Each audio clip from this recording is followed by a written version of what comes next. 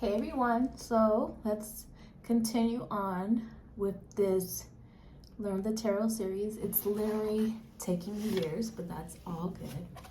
I'm still using, of course, this deck here, Melanated Classic Tarot. We're going to be doing the Ten of Wands today, and I forgot to get it out, so I'm just going to look for it while I start talking about it. So as you guys know by now, if you've been following this so far, I learned to read intuitively first before I learned about the actual meanings of the cards. I'm using air quotes because there is not one single meaning for any of these cards. Just think of it like this.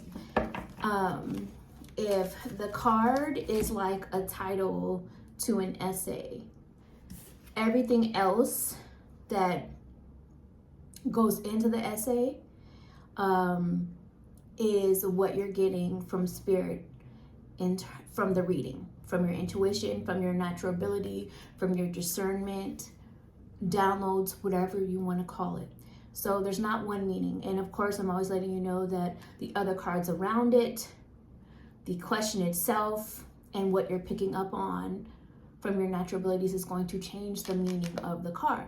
So I do still think it's good to learn the basic, generalized, traditional meanings of the cards as well. I think that's important. I think it's important to learn the history of tarot and where it came from as well.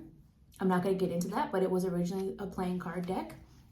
And I think that's also important to understand that there's no power in the tool itself. Like I said, this was a card game at first. So I've made decks out of writing on paper like before. And you can, if you're skilled with your abilities, you can read anything. So all that being said, we're now on the Ten of Wands tarot card. Coming off of the Nine of Wands. Let's start off with the number 10. The number 10 is a 1 and a 0. 0 is going to amplify the 1.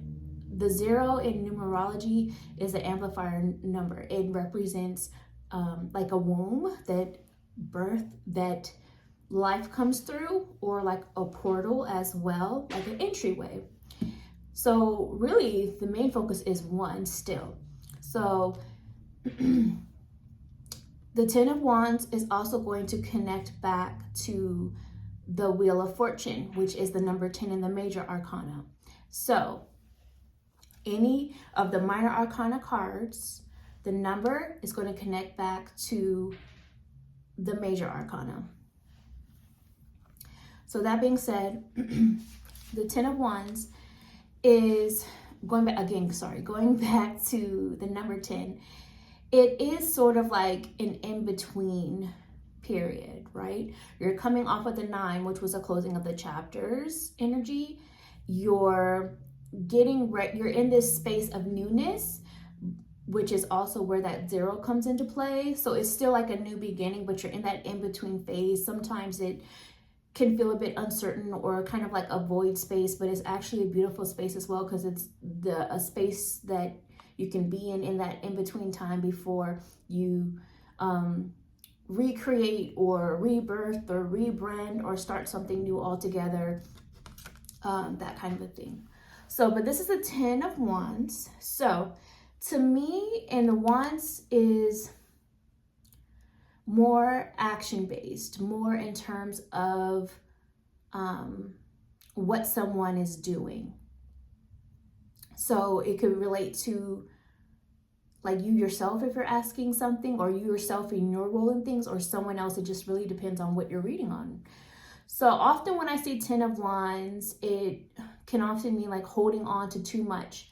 Maybe you are multitasking. Maybe you have too much emotional baggage and you want to find ways, or are trying to find ways to kind of release all of that, but you still haven't quite figured it all out just yet. My daughter's drawing. You can probably hear her talking. It could also be, sometimes, depending upon what's going on, a fear of letting go. But one thing that does come through is like this feeling of perseverance. To me, this feels like someone who is trying to reach their goal with everything they've been carrying. right? Trying to make it home.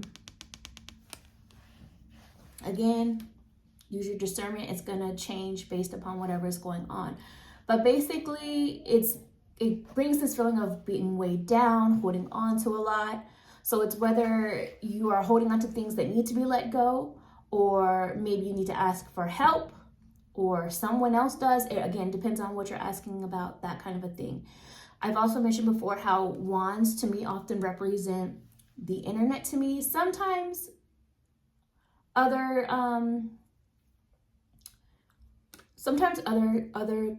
cards do, like cups or swords, but mainly wands for whatever reason. That it just energetically feels like the online world to me.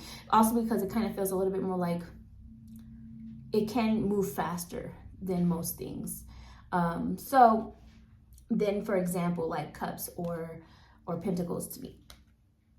So to me, sometimes this could show up when someone is spending too much time online and it's starting to weigh on you. So maybe you need a social media break.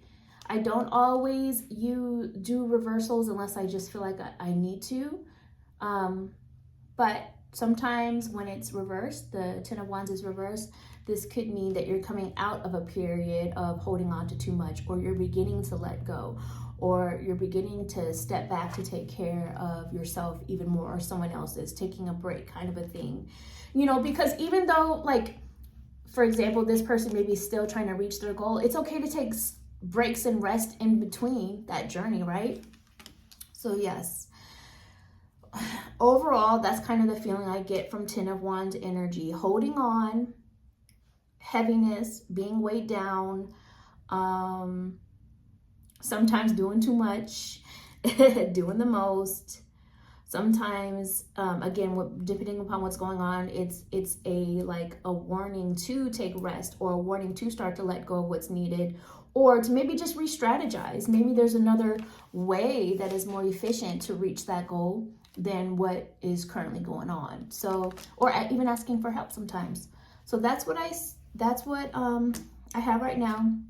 Let me know if you've ever had any interesting things come about with like the Ten of Wands energy. One thing I can say that I've seen this come up is one time this came up as somebody like collecting people online. Like somebody was asking about another person and if they were seeing anyone else. And I got this feeling of like, yeah, they're collecting options like online, so much so that it's becoming overwhelming to them, like dating apps and just flirting on social media, things of that nature. So again, it can take different, more modernized meanings as well. It really just depends upon what you're picking up on. That was just a particular situation where that came through as this, but yeah. So if you made it this far, send me a castle emoji. I don't know if this is an actual castle, but that's the first thing I thought of. Like, comment, share, subscribe, all the things, and I'll talk to you another time. Bye.